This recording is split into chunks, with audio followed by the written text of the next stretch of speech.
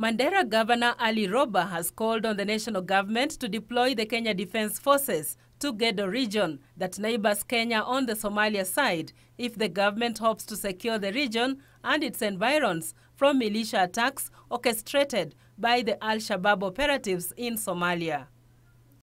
I make the request as a civilian, a public, making a request to the Ministry of Interior, not anybody in leadership. That is the desperate situation that we are in.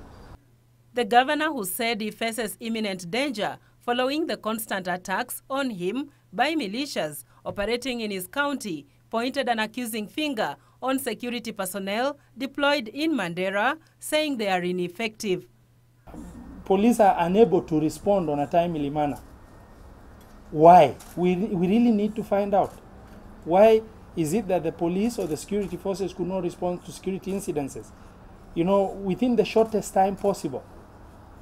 Is that something that can be sorted, through change of head? No, maybe. The governor said measures taken by the national government following the attacks that left scores of teachers and civil servants dead have all come to naught. You start up an operation command, center.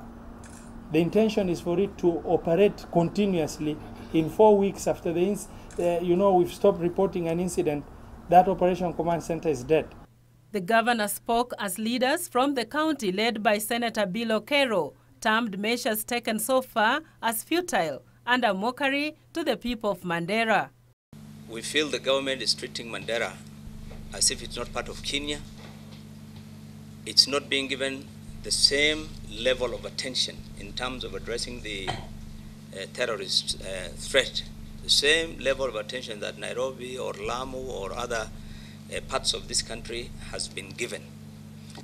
We have told the government many times, it's the duty of the Kenyan government to protect the people of Kenya and to secure its borders. It's a serious matter for us. We are concerned as county leaders that this is going on every time without any stoppage and activity by the government.